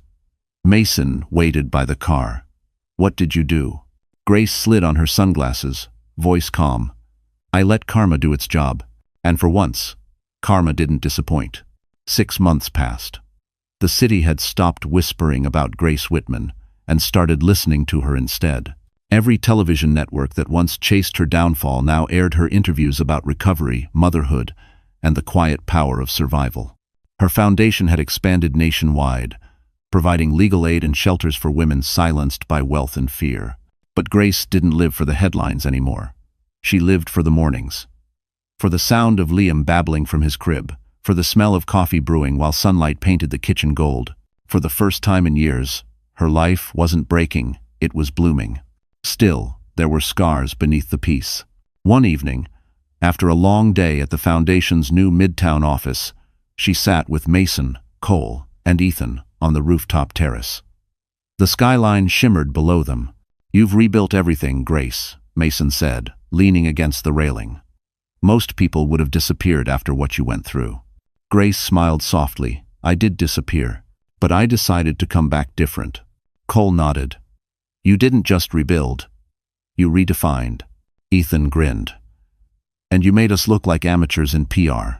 She laughed. You all taught me well. Downstairs, a gala was being prepared. Not for the Whitmans, but for the Liam Grant Foundation. Grace had insisted the event be held at the same hotel where she'd once hidden from the world, the Ritz-Carlton. Tonight, it wasn't a fortress. It was a celebration. As twilight deepened, guests began to arrive. Doctors, lawyers, survivors, donors, even city officials. Cameras flashed, but this time, they weren't chasing scandal. They were capturing hope. Backstage, Grace adjusted the simple navy gown she wore. Elegant, unbranded, confident. Olivia approached, holding a tablet with the evening's speech notes. "You ready?" Grace exhaled. "Ready enough." Before she stepped out, Dr. Andrew Miller appeared in the doorway. His presence was calm, grounding. "You look incredible," he said quietly. She smiled. "You say that every time, and I'll keep saying it until you believe it." Grace's expression softened. "Andrew, tonight's about the women, not me." He shook his head. "It's about both. You taught them that strength can rebuild from ashes. That's your legacy." The announcement echoed from the ballroom. "Ladies and gentlemen, please welcome Miss Grace Whitman." Applause thundered as she walked on stage. Spotlights caught the gentle curve of her smile, the subtle tremor in her hands that she didn't hide. She began, voice steady but tender. "2 years ago, I was lying in a hospital bed, wondering if I'd ever hold my child. I thought my story was over. But sometimes, life rewrites you when you least expect it." She paused, scanning the crowd. Survivors wiping tears, doctors nodding, her brothers watching proudly from the front row. "This foundation isn't about revenge," she continued. "It's about reclamation of safety, dignity, and peace. For every woman told she's too weak, too loud, too emotional, this is proof that she's enough." The applause was overwhelming, but Grace raised a hand, smiling through it. "Justice isn't just a verdict. It's what comes after. It's the rebuilding." When the speech ended, Andrew joined her on stage, surprising her by taking the microphone. "Grace doesn't know I planned this," he said with a nervous laugh, earning chuckles from the crowd. "But I wanted to remind everyone, healing isn't solitary, it's shared." He turned to her. "You rebuilt more than your life, Grace. You rebuilt ours." Tears welled in her eyes. Later, after the lights dimmed and guests mingled, Grace stepped out onto the terrace for air. Andrew followed, wrapping his jacket around her shoulders. Below them, the city shimmered, not as chaos, but as possibility. She whispered, "For the first time, it feels like home again." He kissed her forehead. "That's because it finally is." And under that quiet Manhattan sky, Grace realized she hadn't just rebuilt her life, she'd reclaimed her soul. The day the city stopped holding its breath for Grace Whitman was the day she chose to breathe again. 1 year had passed since the verdict that ended the Lane Empire, and the world had shifted around her. The tabloids, once obsessed with her tragedy, now called her the nurse who changed New York. Her foundation operated in 6 states. Liam, almost 2 years old, laughed more than he cried. And now, beneath a wide spring sky and the shimmer of the Hudson River, Grace stood in a white satin gown, simple, timeless, her veil catching the wind like a whisper of everything she'd survived. The ceremony was set on a private terrace, overlooking the river, flowers draped along railings, candles flickering in glass cylinders. No media, no flashbulbs, just family, friends, and a string quartet softly playing "Can't Help Falling in Love." Mason walked her down the aisle, his usual stern expression softened. "You sure about this?" he teased quietly. Grace smiled. "For once in my life, completely sure." Cole adjusted his tie in the front row. Ethan was holding Liam, who kept clapping and shouting, "Mama," every few steps. The crowd chuckled. At the altar stood Dr. Andrew Miller, waiting. He wasn't a billionaire or a CEO, just a man who'd stood beside her through every fragile moment after the storm, steady, kind, quietly strong. The man who had never tried to save her, only to see her. When she reached him, Mason kissed her cheek and whispered, "He better deserve you." Andrew smiled. "Every day, I'll try." The minister began the ceremony, the river glinting in sunlight behind them. "Marriage," he said, "isn't about perfection. It's about persistence, the courage to stay, to grow, to rebuild." Grace's eyes filled with tears. Every word felt like it was written for her. When it was her turn to speak, she took a deep breath. There was a time when I thought love was control, and strength was silence. But you, she looked at Andrew, you showed me that love listens, and strength is letting someone in again. You never tried to fix my brokenness. You just sat beside it until it healed. The crowd wiped their eyes. Even Mason coughed suspiciously. Andrew took her hands. Grace, you taught me that real love isn't grand gestures or perfect days.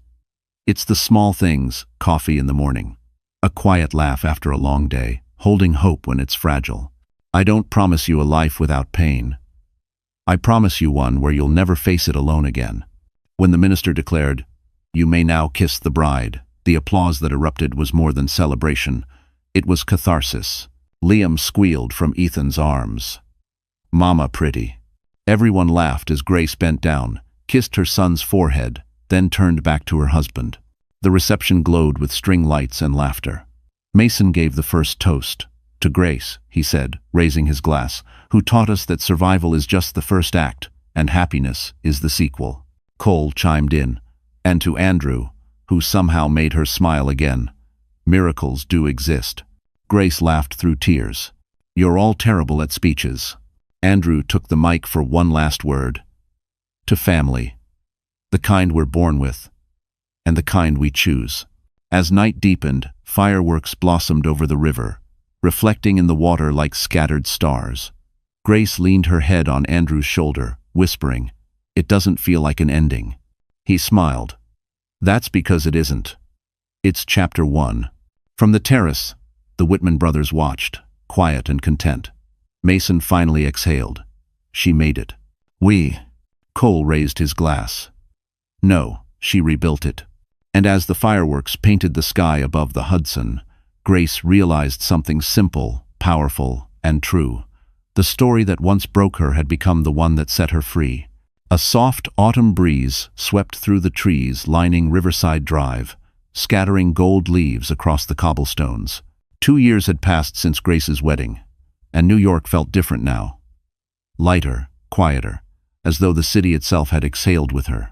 Grace Whitman Miller stood before the glass windows of the Liam Grant Center for Healing and Advocacy, a towering, sunlit building overlooking the Hudson. The grand opening had drawn hundreds, nurses, survivors, philanthropists, even state officials. A blue banner stretched across the entrance with the words, "Where every voice matters." Cole adjusted the microphone on stage. "You ready, sis?" Grace smiled, smoothing her white blazer. "As ready as I'll ever be." "Dumb." Mason handed her a pair of scissors. "You earned this." When she stepped up to the podium, the crowd rose in applause. Cameras flashed, but this time, they didn't feel like weapons. They felt like witnesses. Grace began, her voice calm and sure. 2 years ago, I stood in a hospital hallway, broken, voiceless, terrified. I thought my story ended there. But pain isn't an ending. It's a beginning you don't see coming. Hasn't. The audience listened in stillness, her words cutting through the cool air. "I named this center after my son, Liam," she continued, "because he was born in chaos but raised in peace. He reminded me that life can bloom even in ashes." She looked toward the front row where Andrew held Liam, now a bright-eyed toddler with curls and mischief in his smile. Her heart ached with gratitude. "This center isn't just mine," she said. "It's for the women who couldn't speak, for the nurses who were silenced, for every survivor told she was too small to matter. It's proof that the truth doesn't die.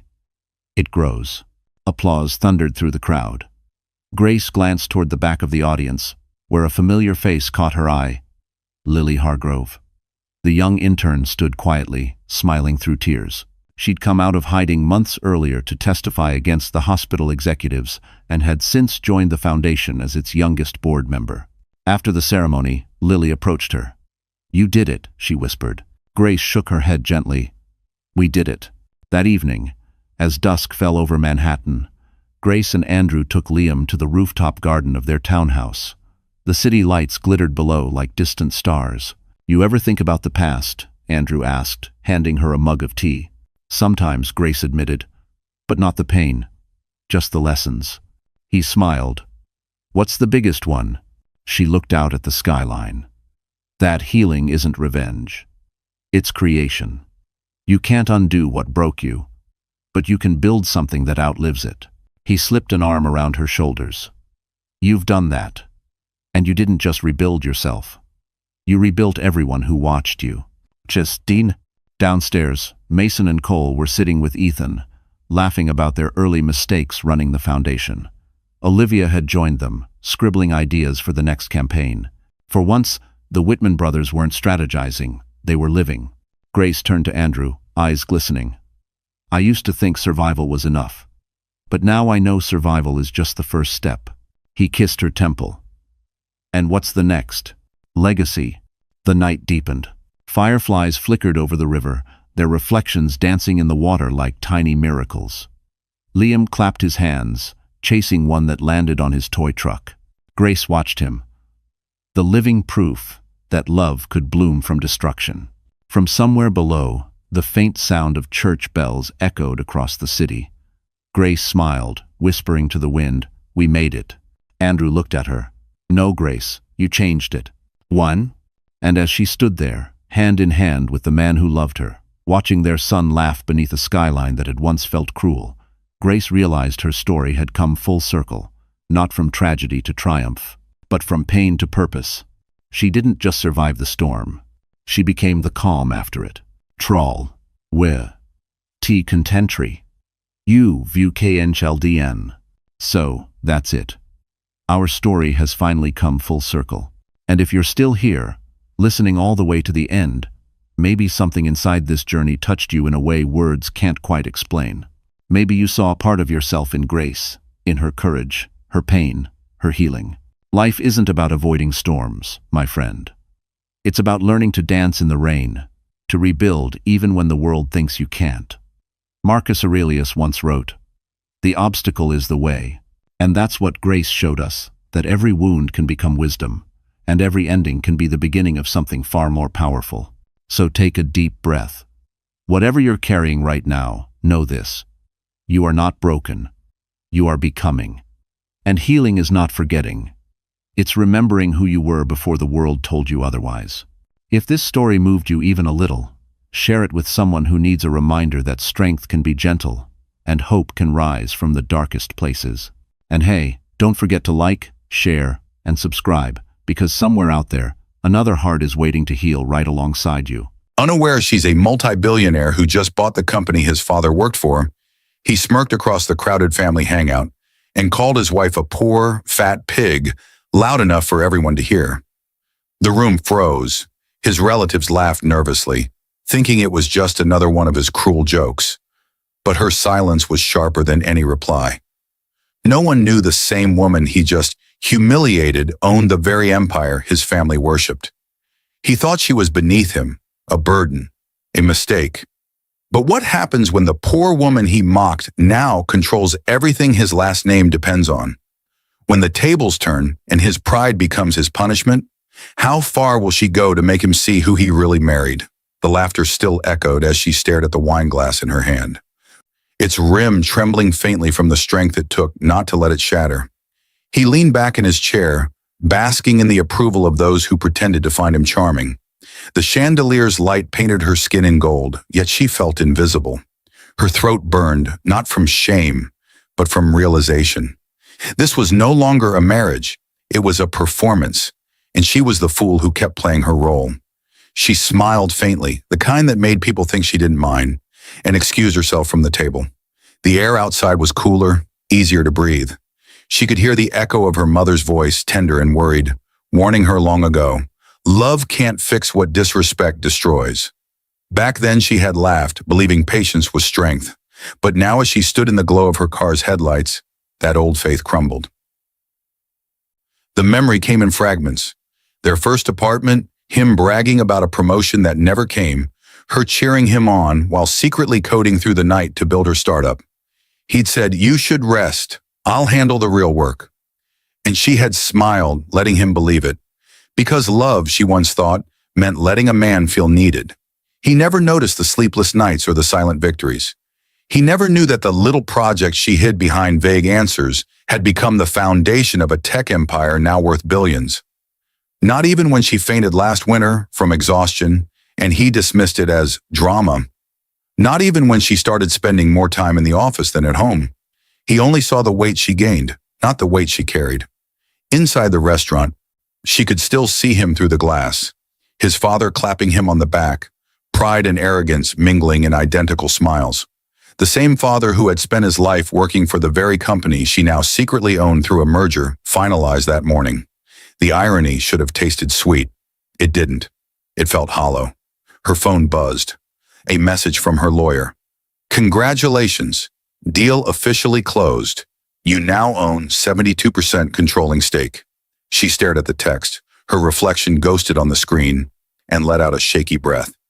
She was a billionaire now, a woman who could buy everything she'd once begged to be valued for. But instead of triumph, she felt grief, for the version of herself that still craved his approval. The door opened behind her. His voice cut through the night, annoyed. You're sulking again? God, you embarrass me. Can't you take a joke? She turned slowly, her eyes steady. A joke should make people laugh, not reveal who you are. He scoffed. Oh, please, don't start your lectures. Everyone knows you got lucky with that small company of yours. You wouldn't last a month without me. The lie slipped from his mouth so easily it almost sounded rehearsed. She studied him in silence. The way you study a stranger who reminds you of someone you once loved. There was nothing left to defend. Maybe you're right, she said softly. Maybe luck had something to do with it. He smirked, mistaking restraint for weakness. See? Finally admitting it. She smiled, this time with meaning. But luck favors those who work while others mock them? He frowned, not understanding. She brushed past him, her perfume lingering, her footsteps steady. He called after her. Irritation thick in his voice, but she didn't look back. She was done being the echo in someone else's arrogance. As she drove away, city lights blurred into streaks of gold. Her hands trembled, not from fear but from awakening. Tonight, something in her broke, but something greater was born. By the time she reached home, the mansion felt colder than ever. Half his clothes were gone, packed quietly, perhaps by the mistress she already suspected. The realization no longer burned, it settled like clarity. On the kitchen counter sat a note in his scrawl. Need space. Don't wait up. She didn't. She poured herself a glass of water and stared at the reflection in the window, her face pale, her eyes tired but alive. For the first time in years, she whispered to herself, enough. Outside, thunder rolled, distant yet promising. Tomorrow would bring headlines, contracts, and truth. Tonight, she allowed herself the fragile comfort of silence. Before the storm she was about to unleash, the morning came with the weight of unfinished sentences.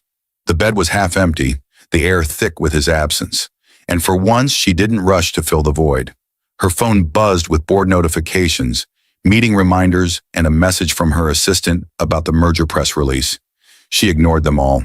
Her body felt heavier than sleep could fix. She'd been living on caffeine, ambition, and heartbreak for too long. When she reached the mirror, her reflection startled her. A stranger with tired eyes, skin dulled by sleepless nights, and a faint tremor in her hands. She remembered his words from the night before.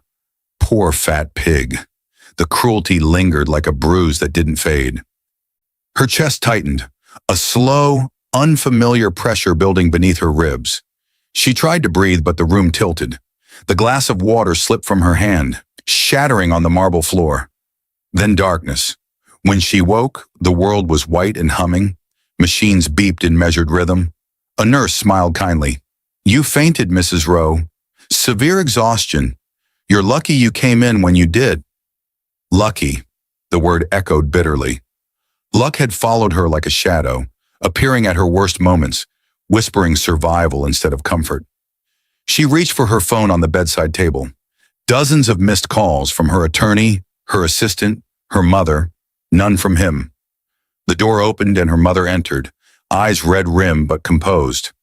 Sweetheart, you scared me. You've been pushing too hard. I'm fine, she murmured, but the lie wobbled in her throat. Her mother sat beside her, brushing stray hair from her forehead. You don't have to prove anything to anyone, her mother said softly, especially not to a man who's forgotten how to love you. Tears threatened, but she held them back.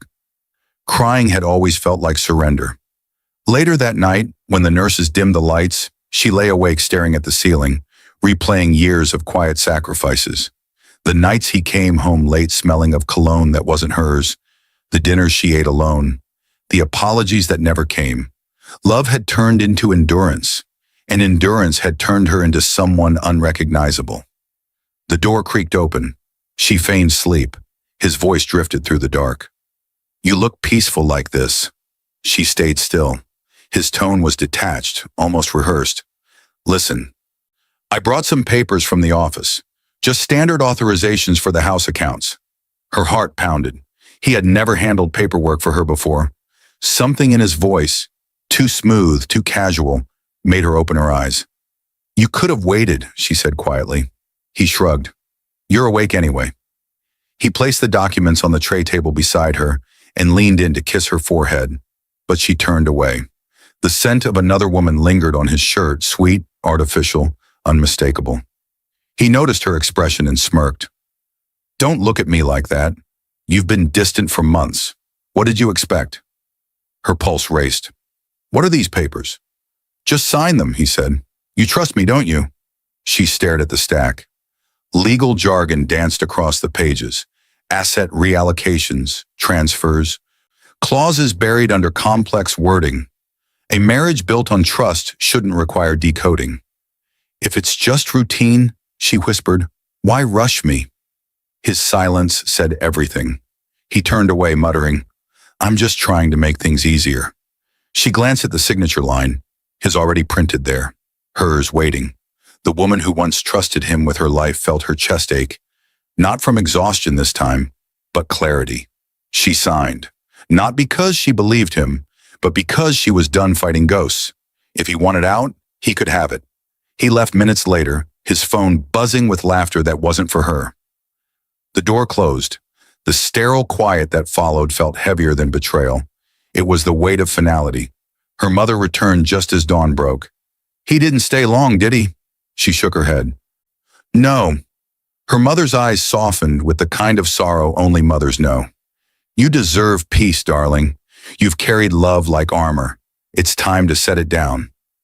Her chest tightened again, not from pain this time, but release. Later that afternoon, her attorney arrived, carrying a folder embossed with her company's insignia. He smiled faintly. "I didn't want to disturb you, but you need to see this. The deal is finalized. You now own everything. Congratulations, Mrs. Rowe. The valuation just crossed $10 billion. $10 billion. The words didn't sound real. She laughed softly, half in disbelief, half in irony. The timing was cruel, divorced and crowned in the same breath. Her mother, standing at the window, whispered, "Maybe this is God's way of saying you were never meant to beg for love from someone who couldn't afford your heart." The tears came then, quiet, steady, cleansing. She didn't cry for him anymore. She cried for the woman who had believed love meant losing yourself. That night she lay awake listening to the steady hum of hospital machines. The city outside glittered with false peace. Somewhere he was celebrating his freedom, believing she would crumble. But inside her, something irreversible shifted. The woman who had once begged for attention now owned empires. The world didn't know it yet, but soon it would. The hospital discharged her with polite smiles and gentle warnings about rest, but rest had never been her cure. She signed the release forms, stepped into the waiting car her lawyer had sent, and looked back once at the building that had witnessed her breaking. Some places deserved no return. The city outside felt new and unfamiliar. The world had continued spinning while she'd been falling apart, and somehow she was still standing. Her mother insisted she come home for a few days, but home no longer existed in that sense. Home had been love, and love had rotted. What remained was purpose. When she arrived at her penthouse, the silence hit harder than expected. His cologne still lingered faintly, that expensive, soulless scent that had once meant safety. She opened the closets, half empty, drawers gutted. The wardrobe where his suits once hung now looked like open wounds. But amid the emptiness, there was also freedom. She could breathe here again. She called her attorney, voice steady. "Transfer every joint account into legal review. Freeze all shared properties. I want nothing tied to him. He hesitated. Are you sure? That might trigger a response. I hope it does, she said softly. I want him to know I'm done. Her next call was to her finance team. They had been instructed not to reveal the company's ownership publicly until the merger finalized. Now it had. Release the news, she said. Full press. Let the world know who's behind the acquisition. By the time she ended the call, the first headlines had already started spreading online. Anonymous investor revealed. CEO Amelia Rowe now owns majority share of Sinertech Group. Tech visionary Amelia Rowe becomes one of the richest women in the country. She scrolled through the flood of messages and calls she couldn't bring herself to answer. Former colleagues, investors, even journalists who dismissed her once now scrambled to align themselves with her. But one call stood out. His. He'd tried to reach her 4 times. Each call went unanswered. Somewhere she knew he was sitting in that borrowed apartment with his mistress, watching the news, feeling the ground shift beneath him. The empire he had mocked her for chasing now belonged to her. The same company his father had built his pride around, now under her name. She didn't need revenge. The truth was enough. She spent the next week cutting away the remnants of her old life. Every tie severed felt like shedding dead skin. The first night alone, she checked into a quiet hotel overlooking the river. It was small, peaceful, anonymous. She ordered dinner, nothing fancy, just warm soup and bread, and ate in silence. It was the first real meal she'd had in months. Her grandmother's words came back to her as she sipped tea by the window. When a snake sheds its skin, it doesn't mourn the old one. It simply grows stronger. That night, she opened her laptop for the first time since the hospital. The glow of the screen reflected in her eyes as she went through pending emails. Her team had sent congratulatory notes, press statements, and projected growth reports. Buried among them was one message from an anonymous account. He's telling people you ruined his life. She smiled faintly. Maybe she had, by saving her own. Over the following days, the online world began to shift. Business articles hailed her as a genius for the stealth acquisition. News outlets replayed old clips of her quiet demeanor at industry panels, calling it strategic humility. The same people who once ignored her now sought her opinion on global innovation. She didn't speak. Not yet. Silence had become her most eloquent statement. Meanwhile, across town, the facade of her ex-husband's new life began to crack. His mistress, Cassie, young and fiery, had expected luxury, not instability. The company his father once depended on suddenly restructured under her leadership. Jobs were reassigned, the hierarchy reshuffled. His father's role became advisory, a polite demotion that carried the sting of irrelevance. When he stormed into his father's office demanding answers, the older man could only mutter, "She owns it now, every share, every board vote." She? Your wife, his father said bitterly, the one you called a pig. He left the office without a word, rage and disbelief swallowing reason. But she didn't see that part. She only felt the quiet peace that comes from no longer being afraid of someone's opinion. One morning, she returned to her company headquarters for the first time in months. The elevator ride up felt endless, a heartbeat in motion. When the doors opened, her staff froze. Conversations stopped midair. Cameras clicked. She walked through the glass lobby like a woman reborn, hair pinned, suit crisp, eyes calm but commanding. Every whisper, every stare, only reminded her that she had survived what was meant to break her. Her assistant approached hesitantly. "Mrs. Rowe, would you like us to prepare the press room?" She smiled. "No, let the work speak first." And it did. The following hours were a blur of decisive orders, signed partnerships, and new initiatives.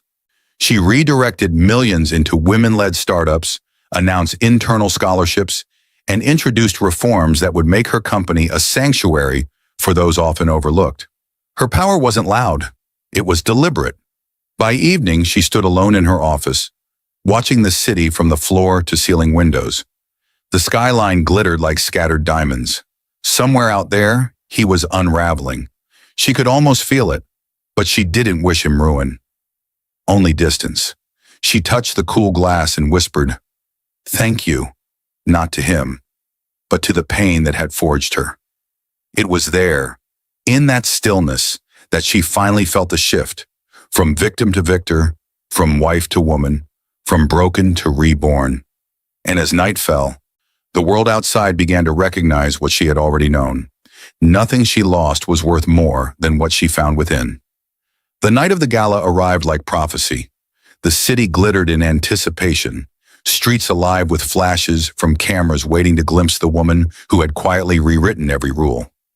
Her foundation, Rise Again, had sold out its inaugural charity event within hours. Every headline called her the woman who turned heartbreak into empire. Emilia stood before the mirror, fastening emerald earrings that caught the light like captured stars, the gown draped around her in deep green silk, every movement whispering authority. Gone was the fragile woman who once flinched at a raised voice. This version of her carried stillness that demanded respect. Her mother appeared in the doorway, eyes misty with pride. "You look like everything they said you couldn't be." Emilia smiled faintly. "Then I'm exactly where I should be." The ballroom was a cathedral of light and expectation. Crystal chandeliers swayed above polished floors, violins hummed softly in the background. Influencers, CEOs, and politicians filled the room, all orbiting her glow. She greeted them with warmth but distance, each handshake a reminder. This night wasn't about proving anything. It was about reclaiming peace. Across the room, photographers swarmed, calling her name. The air shimmered with admiration and envy. The woman who had once been mocked for her silence now controlled the narrative with grace. Her speech was set for later, but whispers already floated. Questions about her ex-husband's absence, rumors about his crumbling finances, speculation about whether she'd ever publicly address him. She ignored it all. Some stories didn't need telling. They revealed themselves in contrast. Halfway through the evening, as she stepped onto the stage, the lights dimmed. The crowd hushed. Her heels clicked softly against the marble. She stood at the podium, hands steady, eyes bright beneath the glow. "Tonight," she began, her voice carrying through the hall, "isn't about wealth, though we've raised more than we imagined. It isn't about revenge, though many of us have tasted its temptation. Tonight is about resurrection, about what happens when a woman stops shrinking to fit the spaces that never deserved her." The audience leaned in, captivated. She didn't speak of her ex, but every word carried his ghost. "I used to believe love meant sacrifice," she continued, "until I realized I was sacrificing myself. I thought endurance was strength, but strength is walking away when you've been taught to stay." Applause rippled like waves, soft and reverent. Her mother wiped a tear. Her lawyer, standing near the back, nodded with quiet pride. As the music resumed, she stepped down from the stage, greeted by smiles and congratulations. But the serenity in her chest came not from applause. It came from closure. She had nothing left to prove. Then, like the whisper of an old wound, she felt the air change. The crowd's attention shifted toward the entrance. Conversations faltered, and there he was, her ex-husband, standing at the doorway, his mistress clutching his arm like a lifeline. For a heartbeat, the world slowed. The lights caught his face, older, thinner, worn by consequence. Cassie looked uncomfortable, her once confident smile trembling under the weight of judgmental eyes. Emilia didn't flinch. She simply turned back to her guests, laughter returning to her lips like armor. He approached eventually, each step hesitant, rehearsed. The crowd parted in polite curiosity, like spectators awaiting theater. "Emilia," he said softly, almost pleading, "you look incredible." She met his gaze evenly. "Thank you. I didn't know how bad things would get. The company, my father, everything's falling apart." His voice cracked under the pressure of his own undoing. "I made mistakes." Mistakes. The word felt too small for what he'd done. Yet she felt no rage, only distance. He continued, desperate now. "I lost everything. Cassie's leaving. Investors pulled out. I don't even know how to start over." She tilted her head slightly, studying him as though he were a reflection of a past life. "You'll find a way," she said gently. "You always do." He swallowed. "You could help. You have connections. You have power now." Her lips curved faintly, not cruelly but with finality. "I had love once. I had loyalty. You threw them both away. Power doesn't replace what's lost. It exposes it. His eyes glisten. Please, Amelia, I just need a second chance. Before she could answer, Cassie stepped forward, voice brittle. He told me you'd moved on, that you didn't care. Amelia regarded her with quiet compassion. I cared. Too much. That was the problem. Cassie's expression crumbled, shame flickering in her eyes. The crowd's whispers grew into an uncomfortable hum. Cameras discreetly flashed from corners. Amelia turned to him once more, her tone measured. Kindness isn't saving those who destroy others. It's saving yourself from becoming like them. And with that, she walked away. Not hurried, not dramatic, just deliberate. The kind of walk that ended stories. The orchestra swelled as she rejoined her guests. Laughter and light returned to the room, swallowing the awkward silence behind her. By the time she glanced back, they were gone. Hours later, when the last guest departed and the chandeliers dimmed, she stood alone on the balcony overlooking the city. The night breeze tangled softly through her hair. Her phone buzzed with new headlines. Ex-husband of billionaire CEO faces bankruptcy scandal. Amelia Rose rise again, gala raises record $200 million for women in need. She set the phone aside and lifted a glass of champagne, toasting the skyline. To peace, she whispered. The sound of laughter echoed faintly from the street below. Life continuing as it always does. She smiled, not the brittle smile of survival, but the quiet one of someone who no longer needs to be seen to feel whole. Inside, her reflection in the glass looked almost ethereal, a woman forged by pain, refined by purpose. Her grandmother's words returned like a prayer. When a snake sheds its skin, it grows stronger. And as the first hint of dawn touched the horizon, Amelia finally understood. Revenge fades, but peace endures. The world would talk about her wealth, her power, her comeback. But the real victory was invisible. The serenity that came when she no longer needed anyone's validation to know her worth. For the first time in years, she was free.